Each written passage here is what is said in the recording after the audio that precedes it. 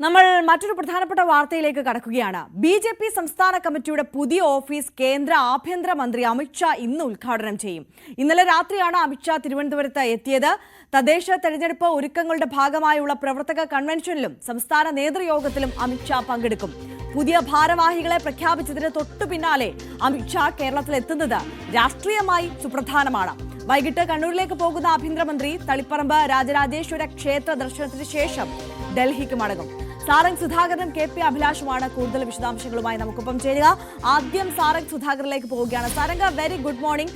കേന്ദ്ര ആഭ്യന്തരമന്ത്രി എത്തിയിരിക്കുകയാണ് തലസ്ഥാനത്ത്. പ്രധാനപ്പെട്ട പരിപാടികളിലാണ് അദ്ദേഹം പങ്കെടുക്കുന്നത്. ആദ്യം ബിജെപിയുടെ സംസ്ഥാന കാര്യാലയത്തിന്റെ ഉദ്ഘാടനം, അതിനുശേഷം പുത്തരിക്കണ്ടം മൈതാനത്ത് നടക്കുന്ന പൊതുയോഗം.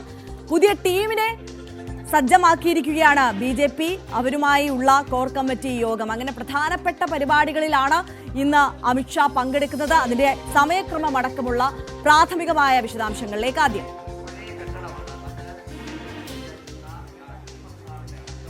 തീർച്ചയായും ഇന്നലെ രാത്രി 12:30 കൂടിയാണ് അദ്ദേഹം തിരുവനന്തപുരത്ത് അന്താരാഷ്ട്ര വിമാനത്താവളത്തിലെത്തിയത്. ഇന്ന് രാവിലെ തന്നെ, അതായത് 12:30 കൂടി എത്തിയതിനു ശേഷം ഇന്ന് രാവിലെയാണ് ആദ്യത്തെ പരിപാടി ബിജെപി സംസ്ഥാന കാര്യാലയം ഉദ്ഘാടനം ചെയ്യുകയാണ്. അതിനൊപ്പം തന്നെ ഇവിടെ വൃക്ഷത്തൈ നടും. ഒപ്പം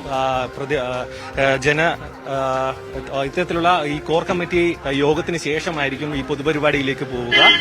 രാവിലെ തന്നെ 11:30 കൂടിയാണ് ഈ പുത്തരിക്കണ്ടത്തെ പൊതുപരിപാടി നിശ്ചയിച്ചിട്ടുള്ളത്. അതിനു മുൻപ് തന്നെ 11 മണിക്ക് ഈ കാര്യാലയത്തിന്റെ ഉദ്ഘാടന കർമ്മം അദ്ദേഹം നിർവഹിക്കും. ഒപ്പം തന്നെ ഇവിടെ ഒരു വൃക്ഷത്തൈ അദ്ദേഹം നടും. ഈ ബിജെപി ഓഫീസിന് ഫ്രണ്ടിൽ നമ്മളിപ്പോൾ കാണുന്ന ഈ ഒരു കൊടി ഉയർത്തിയ ശേഷമായിരിക്കും അദ്ദേഹം നാടമുറിച്ച് ഈ കെട്ടിടത്തിന്റെ ഉദ്ഘാടന കർമ്മം നിർവഹിക്കുക. ഇതിൽ ഏറ്റവും വലിയൊരു പ്രത്യേകത, ഈ ഒരു കെട്ടിടത്തിന്റെ ശിലാസ്ഥാപനം നടത്തിയത് അദ്ദേഹം തന്നെയായിരുന്നു.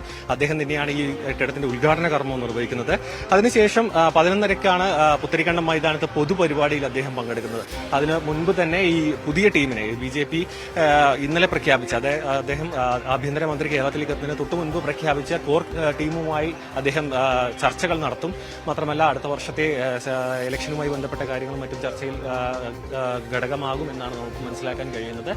ഈ 5 നിലയിലുള്ള കെട്ടിടം അദ്ദേഹം മൊത്തമായി കണ്ടതിന് ശേഷം മാത്രമായിരിക്കും ഇവിടെ നിന്ന് അദ്ദേഹം പിന്നെ പുത്തരിക്കണ്ടം മൈതാനത്തിലേക്ക് പോവുക എന്നാണ് മനസ്സിലാക്കുന്നത്. അതിനുശേഷം ഈ പൊതുപരിപാടിക്ക് ശേഷം അദ്ദേഹം കണ്ണൂരിലേക്ക് എത്തും എന്നാണ് നമുക്ക് മനസ്സിലാക്കാൻ കഴിയുന്നത്. കണ്ണൂരിൽ രാജരാജേശ്വരി ക്ഷേത്രവും സന്ദർശിച്ച ശേഷമായിരിക്കും അദ്ദേഹം തിരിച്ചു പോവുക. ഈ ഒരു കെട്ടിടത്തിന്റെ വിശദാംശങ്ങൾ നോക്കുകയാണ്. 5 നില കെട്ടിടം ആണ് ഈ സംസ്ഥാന കാര്യാലയത്തിന്റെ കെട്ടിടത്തിന്റെ വിശേഷങ്ങൾ നോക്കുകയാണെന്ന് നമുക്ക് മനസ്സിലാക്കാൻ കഴിയുന്നത്. 60,000 ചതുരശ്ര അടിയിലാണ് ഈ ഒരു കെട്ടിടം നിർമ്മിച്ചിരിക്കുന്നത്. അതിനൊപ്പം തന്നെ ഇവിടെ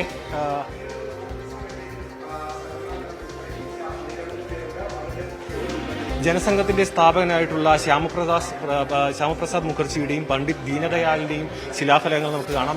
ഇതും അദ്ദേഹം അനാച്ഛാദനം ചെയ്യുമെന്നാണ് നമുക്ക് അറിയാൻ കഴിയുന്നത്. ഈ നമ്മളെ കാഴ്ചയിൽ കാണുന്ന ഈ വിളക്ക് അദ്ദേഹം തെളിയിക്കും. അതിനുശേഷം ഇവിടുത്തെ യോഗത്തിന് ശേഷമായിരിക്കും അദ്ദേഹം പുത്തരിക്കണ്ടം മൈതാനത്തിലേക്ക് പോവുക എന്നാണ് നമുക്ക് പ്രാഥമികമായി ലഭിക്കുന്ന വിവരം. അറിയാം. സാരംഗ് സുധാകരനാണ്.